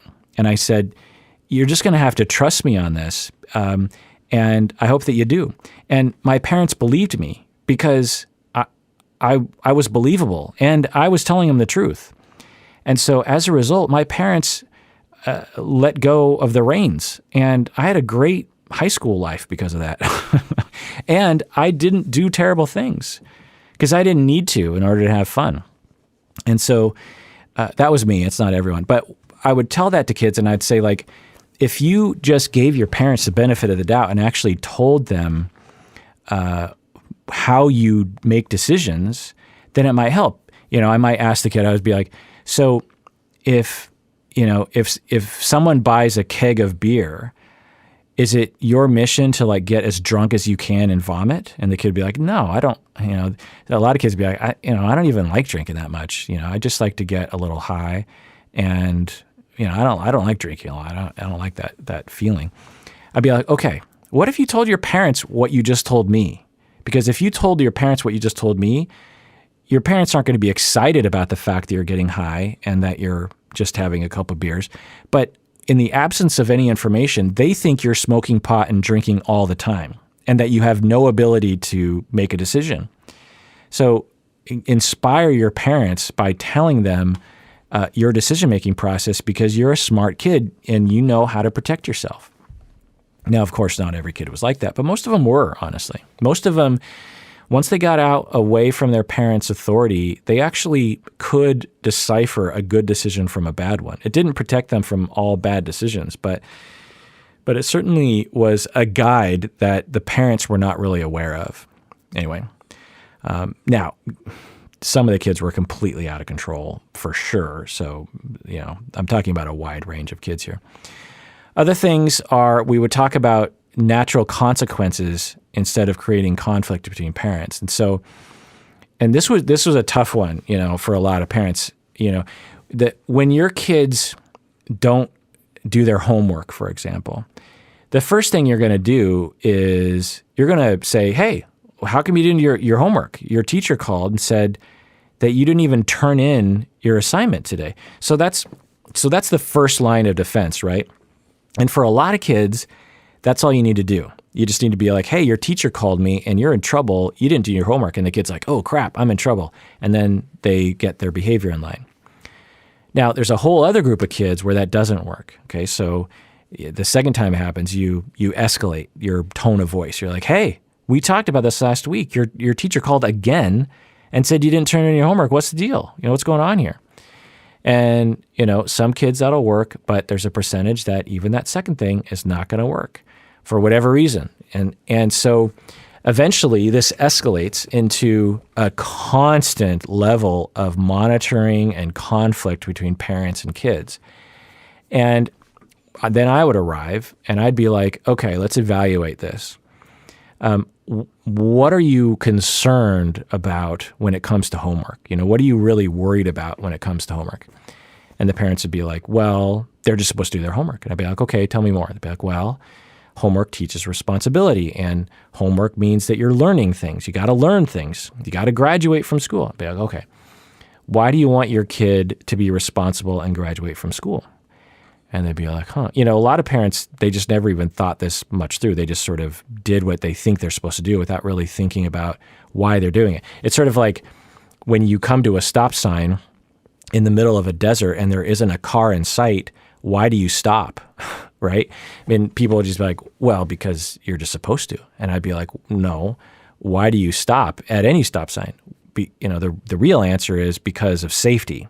That should be the answer. I stop at stop signs because the stop sign is there to promote safety. If everyone just blew through an intersection, there'd be accidents. So if you see a stop sign in the middle of a desert and there isn't a single car in sight for miles, you don't need to stop. Now, it's against the law and you could get ticketed, but we have to understand the reasons why we shouldn't just follow rules and guidelines because of the rules and guidelines. The rules and guidelines are there for a reason, so we need to know the reason. And the reason why we are concerned about kids going to school and getting good grades and being responsible is because we want kids to be happy when they're older. And we don't want them to hurt other people. We don't want them to hurt others because that's not cool. And we want the kids to be happy. And when I got parents to sort of really sit with that, okay, so when you're yelling at your kid and you're grounding them for 3 months because they are refusing to do their homework, you're trying to make them happy? It's sort of like your husband gets bit by a rattlesnake and in the middle of the desert, and you pile into the car and you're speeding to the hospital and you see a stoplight ahead and you see no cars within miles of that intersection and you stop at the stoplight. That's stupid. Blow through the stoplight. The stoplight is there for safety because the safety issue is you need to get your husband to the hospital. Run the red light. Think before you do shit like that, okay? So when you're destroying your relationship with your child and you're driving your child's happiness, into the ground because they're not doing their homework, you lost sight of the reason why you wanted your kid to do homework in the first place. And so people listening right now, you hear the intensity of my voice. And this is the intensity I would talk to the parents. Because if I just sort of laid this out in a calm manner, it wouldn't be compelling. I'd have to, because it's a total paradigm shift. Now, the parents would inevitably say, oh, so I'm just supposed to give up? I'd be like, okay, good. I'm glad you said that. All parents say that because they all did. And I'd be like, no, I'm not saying give up. I'm saying let's have a holistic viewpoint when it comes to the child. You love your child. You want your child to be happy. And you are doing many things to help your child be happy. But some of the things you're doing you've lost sight of why you're doing it. And research shows many children do not graduate from high school and are still happy. Many kids do not have high-paying careers and don't go to college and are still happy. And this is what I'd always say to parents as well, I would say, and this is part of the paradigm shift, and I've said this before in the podcast, I'd say, would you rather have a successful surgeon who's an asshole and who's unhappy, or would you rather have your kid not graduate from high school and become a janitor and be happy? Which one would you rather have? And the parents would get tripped up on that. A lot of parents, they'd be like, the answer is obvious, right? But because culture and pressure on parents is so pervasive, parents don't know how to sift through their own love for their child and what society is telling them what they're supposed to do as parents. Sometimes those things coincide. Sometimes they don't. Society tells parents, you're supposed to, especially middle class and upper class parents, you're supposed to raise kids who are rich and successful and dynamic, and they're beautiful and thin and have beautiful kids and, that take pictures awesome on Facebook. Like, there's a whole lifestyle involved in this. And it's implicit, and no parent explicitly states this, but I would find it to be quite pervasive. And so when kids would not go to school, it would just create this vicious cycle where the parents would just lay into the kids. The kids would feel alienated and would passive aggressively not do their homework as a way of getting back at their parents. The parents would get more upset, and the thing would just go on and on and on. And then I'd step in, I'd say like, why are you doing this? The parents, well, because we have to teach our kid to be responsible. I'd be like, why do you want your kid to be responsible? And eventually we get to, well, because I want my kid to be happy. If my kid is irresponsible, a lot of bad things are going to happen to them, and they're not going to be happy. And I'd say, your kid is going to be 100 times more unhappy if they don't feel love from you, if they don't feel that you accept them, than if they don't do their homework. Take it from me. There are plenty of adults who did all their homework as kids and had no connection with their parents and grew up very unhappy people. And there are plenty of adults that I talk to who did terrible in school as a teenager, but felt that foundation of love and attachment with their parents, and now as adults they're happy, even though their careers aren't going fantastically. And so that took a long time. And with some parents, I literally would work on that paradigm shift for years, among other things. And so it's not easy, and it doesn't necessarily fix the problem. The last thing here is, and getting back, so to natural consequences, that's the whole point of what I'm saying here, is that we would try to get to a place where not all situations were like this, by the way. I would never just use what I'm saying, all the things I'm saying, as sort of a panacea for all families.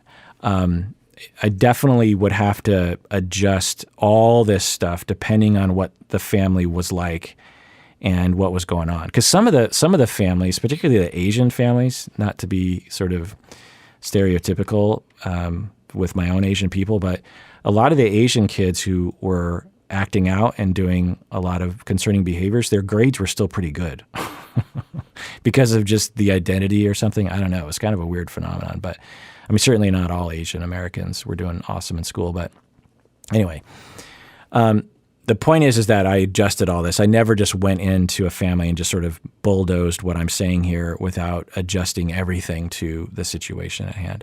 The last thing I'll say is parenting support. Parenting on a good day is stressful, and in these situations is like eternally stressful. And so as a therapist, I would provide therapy, healing support for them, and I would also encourage them to talk to other parents. There's a lot of parenting support groups around free that you can join. So there's that sort of thing.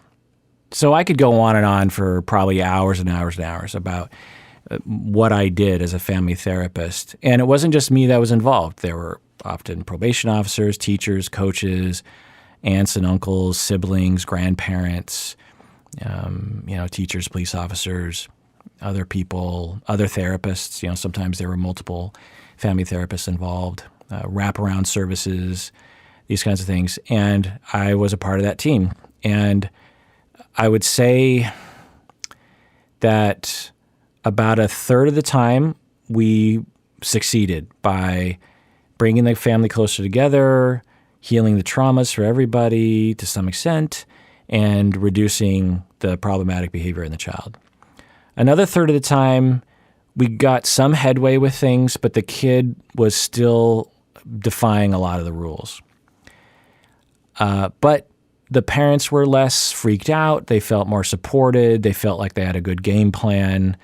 There was less conflict about the problematic behavior in the teenagers. The teenagers toned down their behavior a little bit, but it wasn't entirely gone. They still would, maybe disappear for 24 hours, maybe some minor crimes, maybe ongoing pot use, this kind of thing. And then another third of the time, nothing good happened from my intervention. Everything stayed the same. It was nothing I did worked, either because of my fault or the situation was just too off the rails or no one really wanted me to help them. Because a big part of this was I had to, and it's a very stressful situation, and you family therapists out there know this. When these families arrive in my office, they would arrive in my office or I would be called to go to the home. No one wanted me there. So the teenager definitely didn't want to talk to me, and the parents didn't want to talk to me. The parents wanted me to talk to the teenager. The parents wanted me to therapize the teenager. The teenager didn't want to talk to me. The parents didn't want to talk about their problems. No one wanted to talk to me. So step one was convincing everyone that they did want to talk to me. And for a lot of people, this was their first time in therapy, right? And that's a tough sell. None of them want to talk. None of them want to ask me for help. Everyone wants to blame everyone else. And job priority number one is getting everyone to admit that that they're contributing to the problem, which obviously is not easy. So for some of those families, I couldn't convince them that they should ask me for help, and they just stayed in that space, and I just sat by and watched the train wreck and, tried to get people to see how I might be able to help them with their part in it. They would be complaining about the other person. I'd be like, well, that other person isn't here right now, but you're here. So maybe there's something you can do to change from your side. And they'd be like, no, it's not my fault, that kind of thing. So there was a wide variety of what I saw. And like I said, only about a third of the time would things actually get better. So I am not claiming that there was some kind of high success rate. And any therapist who claims that when it comes to these kinds of kids is either delusional, lying, or extremely lucky with the 5 clients they've worked with so far or something. It's a tough situation. The kid isn't mature enough to know what to do. Everyone has been traumatized in all likelihood or has some mental illness. The parents are doing everything they can, and they've got their own problems and their own shame, and they've made their own mistakes, parenting and otherwise. And then I come in and I'm like trying to help people face themselves. It was a tough job to get people to be and the other problem with this sort of therapy is like you got to be quick because this isn't long-term therapy. When adults come to me now in my practice over the past 15 years, typically therapy goes on for years. So I got time to luxuriate. There's no rush. We can say, well, let's work on that over the next 5 years. What do you say? Okay.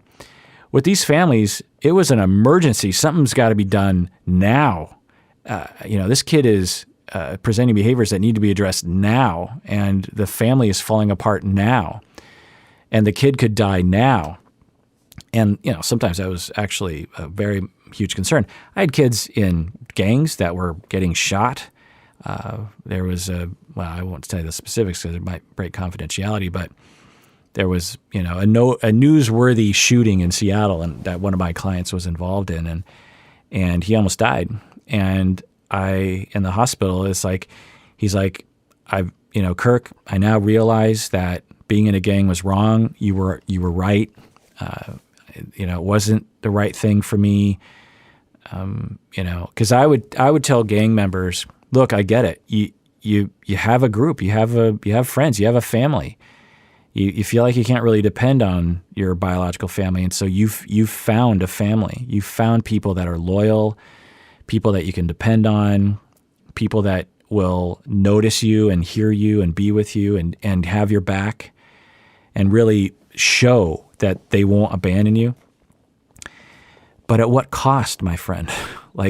They are asking you to throw your life away, maybe even die for this bond that you have.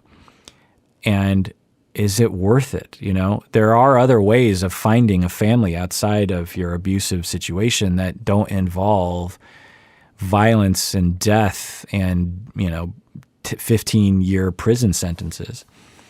And, we would talk about that, and, it didn't usually work. I mean, once a kid got into a gang, it's really hard to get him out because of that bond that they would build, and also the terror of retribution if they leave for some of them. But anyway, this kid is, he almost died, and he is recovering, and he's telling me, Kirk, you were right. And and he was a real smart kid, and he was like, I'm not going back to those gangs, and I'm just not going to do it. And we had some great sessions for a number of months, and then one day, boom, back in the gang. And from my memory, I don't think I ever talked to him again, because I don't think he ever showed up again. And as a therapist, and you therapists out there, this, it's just like so demoralizing to deal with that. You work so hard, and then it's like one step forward, two steps back with some of these people. And the thing and this was a thing we would all tell each other as family therapists back in the day, is we'd say, we're planting seeds, meaning that we're planting seeds as therapists that will grow later. Once it's watered, maybe at 22 or 32, the therapy we're doing now will grow into something beautiful then, but not now. We're planting seeds. Because we needed some hope that all the hard work that we were doing as family therapists would amount to something. And it was never known. And that's one of the demoralizing things about being a therapist, is that it's hard among some populations, it's hard to know anything you're doing is helping, because you're standing, in front of a dam as the dam bursts, and you're trying to hold back the water. And you're putting everything that you got into the effort, and it's just overwhelming. There's too much trauma. There's too much going against you. There's too much going against the kid and the family, and it's heartbreaking. And so you just have to say, I'm planting seeds. I'm planting seeds. So that's a long-winded response to you, Katie. I'm sure you can relate to it, as you worked with a lot of those kinds of people in these wilderness camps. And with some of these kids, sort of lesser of two evils. You'd be like, as a parent, you're sitting there going, okay, I don't want to imprison my child. I don't want goons to come and take my child away. That's heartbreaking to me. But if I don't do something, this kid is going to die because they're in a gang. Or this kid is using heroin. That's another thing. Seattle has a heroin problem, and there were a lot of teenagers using heroin that I would treat. And they would just refuse to stop. They would refuse to go to treatment. They would refuse sobriety. And what do you do as a parent? What do you do as a parent when your 16-year-old is using heroin, and everything that you're doing is not stopping them from using heroin? What do? Do you just let it happen? And because heroin kills. And one of the clients that I had did die from heroin, because heroin is very easy to overdose. Opiates are people know this, but yeah, I had a client that died from that. Very smart, and a young woman, and I had so many sessions with her, and she was tough to work with. She was hard to talk to. She hated being in therapy with me. And we made it work, but she died, and it's actually kind of hard for my brain to accept it. Actually, it's like I don't, talking about it right now, it's like I don't think my brain fully believes that she's gone. I mean, it was a client from a long time ago. But anyway, what are you supposed to do as a parent? You've tried all the other things, and then someone comes along and says, look, if we can have goons come and take your kid to a wilderness camp, and by definition, they won't be using heroin. By definition, they won't be going and hanging out with gangs. They won't be on the corner selling drugs, because they'll be it's sort of a prison, but it's also like a good time. We have activities and therapy, And what do you do as a parent? Do you do nothing? Do you say, well, I don't want to spend the money? Or, well, I don't want to inconvenience my teenager, Because as a parent, you're sitting there going, if I don't do something, my kid's going to die. And not only is that just going to be terrible, but that will be on me. That will be my fault that my child died. If my child dies and I didn't do everything that I could have done, that's on me. So I better do something. And that's what a lot of these parents are doing. Now, did Paris Hilton's parents, were they really in that kind of scenario? From the documentary, it didn't seem like it, honestly. But I don't know. Was Paris's behavior severe? It sounds like maybe. You know, she was a teenager going out at all nights to these clubs and with older people. You know, imagine your 16-year-old daughter is going to nightclubs in New York City every night and drinking, potentially using drugs, meeting older men, blah, blah, blah. Like, you better do something about that, right? So it's just a very difficult situation. And the solution is not in breaking laws by imprisoning children. The solution is holistic care that is available to families with compelling, experienced, well-paid professionals, because part of the problem is that this sort of work is so stressful and you don't get paid that much. This sort of, you know, there's a reason why I only did this in the beginning of my career is because I couldn't pay off my loans if that's all I did. It's you know, almost minimum wage, the kind of pay that therapists will get when they do that kind of work. Unless you're a family therapist for the stars and rich and famous, you know, like, because insurance companies sometimes doesn't pay for it. A lot of these families can't afford the kinds of services that are needed. Anyway, the point is that we need tax dollars that are allocated by state and federal government that pays for, you know, a whole slew of clinicians to come in and potentially go into the home and help the family. Now, sometimes it's not going to work, but even if a third of the time it does, that's going to save a lot of lives and save a lot of pain and save a lot of trauma from a variety of, you know, sources. We also need to train better. We also need to focus on the things that I'm talking about and beyond, rather than falling into because some family therapists will fall into this trap of, well, I've just got to increase the discipline and the consistency around rules for this child. A lot of therapists will fall into this trap. And I've trained a lot of therapists who fall into this trap, and then I got to get them out.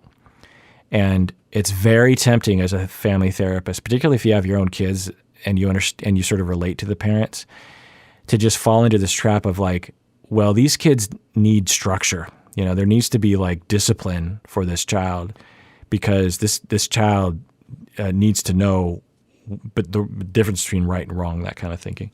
Now, it's complicated. There's nothing wrong with discipline. There's nothing wrong with structure. And there's nothing wrong with helping a kid understand the difference between right and wrong. Sometimes that is part of the equation for sure. But if that's all you do, it usually just perpetuates the problem, in my experience.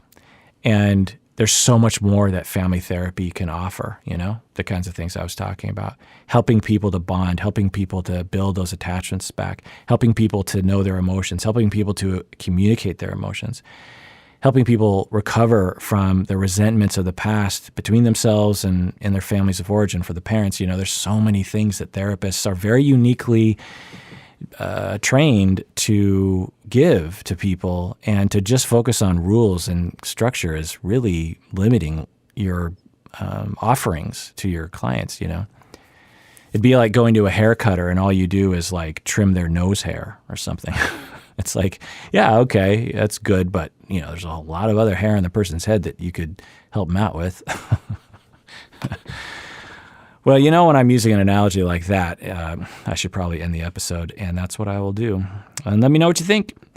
Go to psychologyseattle.com, click on the contact page. Let me know what you think. Also, participate in the hashtag Breaking Code Silence movement. If you haven't watched the Paris Hilton documentary on YouTube, that's instructional. And everyone out there, please take care of yourself because you deserve it. You really, really do.